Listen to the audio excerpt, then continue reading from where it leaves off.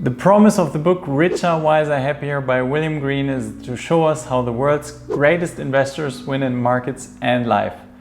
The remarkable thing about this book is that there is a big focus on mindset. Hi, my name is Julian. I'm a husband, dad and business owner from Berlin, Germany. This channel is all about living a rich and meaningful life. In this review, I'll share my book highlights with you. So as always, this is not a complete summary, but a collection of my key takeaways. Below this video, you'll find a table of contents, so feel free to directly skip to the section that interests you most. As much as I made this video for you, I made it for myself because I want to live by the investment and life principles presented in this book. Before we begin, let me give you a quick overview of the main ideas of this book. They are: copying other successful investors can be a brilliant idea. Whenever possible, we should buy stocks at the maximum point of pessimism. Being flexible is one of the most essential character traits of successful investors. Playing not to lose will bring better long-term results than playing to win. And simplicity beats complexity when it comes to investing. Having the proper habits help when investing. And how to not make stupid mistakes. In chapter 1, the author shows how the Indian investor Mohnish Pabrai approached the challenge of becoming a billionaire. The author writes, he didn't attempt to reinvent the wheel by devising a new algorithm to exploit subtle pricing anomalies in the markets. Instead, he identified the most skillful player in this particular game, analyzed why he was so successful, then copied his approach with scrupulous attention to detail. Pabrai calls himself a shameless copycat. If you care a lot about being original and coming to your own conclusions, then simply copying other great investors might not be for you. According to the author, it boils down to whether you care more about winning or coming up with your own unique approach. In the case of Mohnish Pabrai, being a copycat made him a billionaire. Personally, my knowledge and experience when it comes to evaluating companies are pretty limited. If this also applies to you, then how could we ever hope to find the right stocks to buy? Also, if you're like me, then you might not want to spend the same amount of time studying the stock market as people like Warren Buffett and Charlie Munger have done for several decades now. It looks like their assessment of what is a good investment produces far superior results than we'd ever be able to make. In chapter 2, the author goes back in history to give some examples of how the famous investor Sir John Templeton invested his money. He was able to realize extraordinary results. A superior mindset can explain a large portion of that good luck and fortune. Sir John Templeton regularly used prayer-like affirmations to help him overcome difficulties and stay centered. Before I share with you the one affirmation that Sir John Templeton liked to use a lot, and before I share the 6 lessons for a successful investor, here is what I find fascinating about this investor. He had already lived during the Great Depression in 1929 and still lived during the dot-com crash in 2001 until he died at age 95 in 2008. Sir John Templeton invested when almost no one else dared to do so. He said, if this is going to develop into a world war, which companies will prosper? On page 42 of the Kindle edition, the author writes, psychologically, it's tough to love a money-losing company that has burned all its investors. But Templeton said he bought 800 shares of Missouri Pacific for $100. Then railroads prospered during the war, which led to his stocks going up 40 times. It takes a lot of guts to pull off something like this. He basically bought at the point of maximum pessimism, and he did this repeatedly, turning him into the well-known investment legend he is. Now, as promised, let me share 6 lessons we can learn from Sir John Templeton. They are: first, most people get led astray by emotions in investing. They get led astray by being excessively careless and optimistic when they have big profits, and by getting excessively pessimistic and too cautious when they have big losses. Second, said Templeton, be aware of your own ignorance, which is probably an even bigger problem than emotion. So many people buy something with the tiniest amount of information. They don't really understand what it is that they're buying. Third, You should diversify broadly to protect yourself from your own fallibility. Fourth, said Templeton, successful investing requires patience. Fifth, the best way to find bargains is to study whichever assets have performed most dismally in the past 5 years, then assess whether the cause of those woes is temporary or permanent. Sixth, said Templeton, one of the most important things as an investor is not to chase fads. What I find most fascinating about Sir John Templeton is that at a time when self-help books and affirmations weren't used a lot, he recommended replacing any negative thought with the following statement: I give thanks for the abundance of good in my life. When faced with difficulties, he suggested uttering a phrase such as, "This comes to bless me." He also sought to eradicate any aimless, undisciplined thinking that failed to serve the high aims of his life. And this approach probably also helped him get over his first wife's death and find himself responsible for raising 3 children alone. The author dedicated chapter 3 to Howard Marks, a famous investor whose well-known memos are read and appreciated by people like Warren Buffett. In this chapter, the author answers the questions about how we can make intelligent decisions in an uncertain world. William Green quotes novelists and famous philosophers to make some of his points. Howard Marks himself quoted the Taoist philosopher Lao Tzu in a 2006 memo. To be strong, you have to be like water. If there are no obstacles, it flows. If there is an obstacle, it stops. If a dam is broken, then it flows further. If a vessel is square, then it has a square form.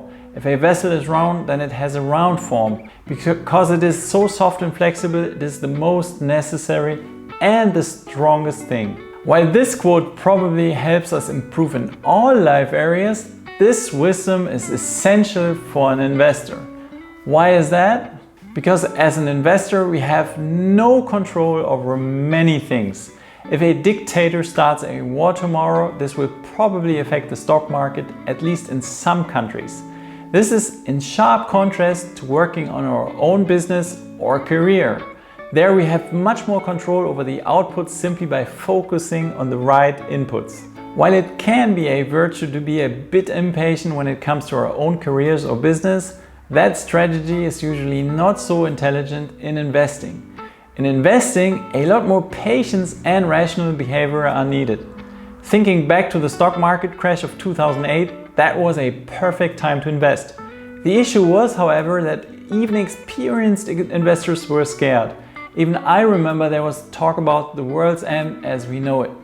For Howard Marks, the extreme uncertainty of 2008 created the following thought in his mind: I think you can reduce it to either the world ends or it doesn't. And if it doesn't end and we didn't buy, then we didn't do our job. That made it awfully straightforward. In chapter 4, the author explores what mindset it takes to be a resilient investor. A big focus in this chapter is the story of the successful investor Jean-Marie Eveillard. He was very unpopular in the 90s when the stock market ran hot. He refused to buy stocks for a long time when everyone else bought a lot. He even lost his job because of this. However, just a short time after losing his job, the markets crashed and he started to invest on behalf of his new company, winning big time. According to Jean-Marie Eveillard, it's more rational to buy stocks at a time when they more closely reflect the actual worth of a company, or when stocks are traded at very low prices. The main takeaway is that it's worth being super patient and not buying stocks when they are clearly overvalued. The author closes this chapter by distilling 5 fundamental ideas to help us become more resilient as investors. The following ideas are based on the teachings provided by some of the most successful investors of our time, including Warren Buffett, Ben Graham, and others. First, we need to respect uncertainty, which means we must accept and expect chaos, disorder, volatility, and surprise. Second, to achieve resilience, it's imperative to reduce or eliminate debt, avoid leverage, and beware of excessive expenses, all of which can make us dependent on the kindness of strangers. Third, instead of fixating on short-term gains or beating benchmarks, we should emphasize becoming shock resistant, avoiding ruin, and staying in the game. Fourth, beware of overconfidence and complacency. Fifth, as informed realists, we should be keenly aware of our exposure to risk and should always require a margin of safety. In simplicity lies a lot of beauty.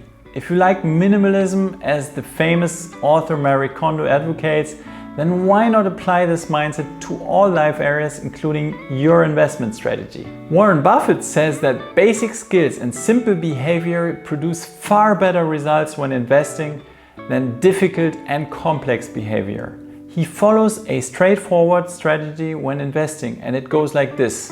Writing to his shareholders in 1977, he laid out his 4 criteria for selecting any stock. We want the business to be one that we can understand, with favorable long-term prospects, operated by honest and competent people, and available at a very attractive price. Investment legend Joel Greenblatt uses a straightforward formula as well. It goes like this. The entire secret of successful stock picking comes down to this. Figure out what something is worth and pay a lot less. However, very few people know how to evaluate a business. Joel Greenblatt goes on to say, it's a very small fraction of people that can value businesses, and if you can't do that, I don't think you should be investing on your own, says Greenblatt. How can you invest intelligently if you can't figure out what something is worth? He adds that most people should just index because they don't understand what they're doing.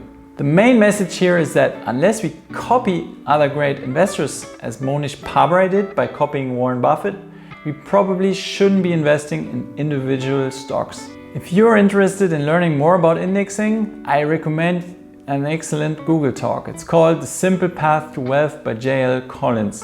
If you are watching this video on YouTube, you'll find the link to that video in the description below.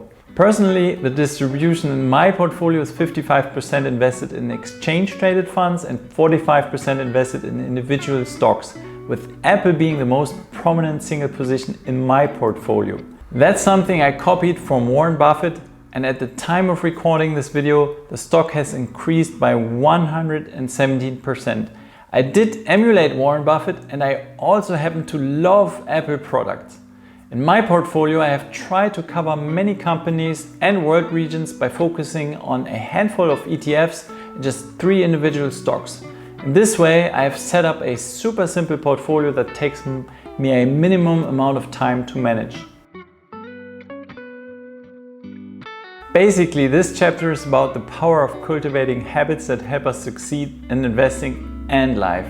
After reading this chapter, I realized that a common thread among superstar investors is that they tend to read and learn a lot. For example, Warren Buffett spends most of his time reading. After reading Richer, Wiser, Happier, I know now that many super successful investors do that. Great investors seem to think and analyze most of the time while only taking little action. I realized that investing needs a different skill set than what is required to progress in our career or grow a business. While many things in life need a lot of action to work, being an investor requires us to be much more passive. I also read that women tend to be better investors because they are more patient and don't play aggressively to win in the short term. William Green writes, I think of the best investors as mental athletes. They strive constantly for an intellectual advantage, more information, better information, faster information, or simply a more nuanced interpretation of information that is already out there for everyone to see. In this chapter, 6 strategies are presented that will help us avoid stupid mistakes. The quote I like the most in this chapter is from Charlie Munger, and it goes like this. It is remarkable how much long-term advantage people like us have gotten by trying to be consistently not stupid instead of trying to be very intelligent. This perfectly summarizes how playing not to lose is more important in investing than playing to win. What follows in this chapter are 6 strategies on how to not act stupidly. Number 1, imagine a dreadful outcome. Work backward by asking yourself what misguided actions might lead you to that sorry fate, and then carefully avoid that self-destructive behavior. I like that Warren Buffett himself communicated, what we don't do things in his 2009 shareholder letter. He said, "Charlie and I avoid businesses whose futures we can't evaluate, no matter how exciting their products may be, sticking instead with businesses whose profit picture for decades to come seems predictable." Strategy number 2 when it comes to not being stupid is the habit of actively collecting examples of other people's foolish behavior. This includes errors of omission and one's own mistakes. For example, Warren Buffett and Charlie Munger admitted in 2017 to having failed their investors by not buying Google and Walmart stocks when they were both very cheap. Strategy number 3 is to admit when we were wrong in our own assessment and learn from our mistakes. Strategy number 4 is to help us avoid catastrophes. Adherence to process is an indispensable safeguard. Always honor it because that's going to keep you out of trouble. To make his point, the author uses the story of the investor Fred Martin, founder of the company Disciplined Growth Investors. After graduating from business school, Fred Martin served as a US Navy officer in the Vietnam War. Shortly before being stationed as a 24-year-old lieutenant on a destroyer ship, he learned about a US destroyer cut in half by an Australian aircraft carrier. Apparently, on that destroyer ship, 2 inexperienced lieutenants weren't careful while the ship's captain was asleep. The consequence of this was the death of several hundred American soldiers who were stationed on that ship. That story was enough for Fred Martin to be super careful and take extra safety steps when he was in the same situation as the lieutenants responsible for the horrendous ship disaster. One habit that he developed was to walk out on the wing of the bridge whenever his ship was about to turn, so he could confirm with his own eyes that the course was clear. That simple rule that you must look before you turn was not part of our training, says Martin, but it should have been. Looking back now in his 70s, he realizes how ingrained in him that wary attitude became. Apparently, this cautious attitude really helped him become a successful investor. Strategy 5 is to seek out disconfirming evidence that might disprove even our most cherished beliefs. According to William Green, a major psychological problem is the reluctance to re-examine our views and change our minds is one of the greatest impediments to rational thinking. Instead of keeping an open mind, we tend consciously and unconsciously to prioritize information reinforcing what we believe. An example of this is when we buy a specific stock. Before purchasing the stock, we might see both the pros and cons of investing in that stock. But after we have bought it, we are biased to believe that we made the right choice. In that case, we only take in information that confirms we made the right choice. At the same time, we tend to ignore information that would tell us we might have invested in the wrong company. Strategy number 6. An emphasis on adopting systematic analytical procedures is the 6th strategy in our epic quest to be non-idiotic. An example of this strategy would be performing a bull and bear analysis for every company we'd like to invest in. In this scenario, we write one page about why we think a company is a good investment. Then on a separate page, we write about why the same investment might actually be a bad idea. The epilogue of Richer, Wiser, Happier is about how money alone does not make us happy. Where it gets interesting is when William Green writes, "For many of the most successful investors I've interviewed, that freedom to construct a life that aligns authentically with their passions may be the single greatest luxury that money can buy. Independence and freedom to work with whom we want, when we want, and how much we work is a big driver for many of the happier billionaire investors presented in this book." With these words, I'd like to end this review of the excellent book Richer, Wiser, Happier. If you watched my video until here, what is the one thing that resonated most with you? Or what is an insight that you think might help you become a better investor? Please let me know in the comments below. Also, if you like this video, I'd love for you to give me a thumbs up. And please do subscribe if you are interested in watching more book reviews from me in the future.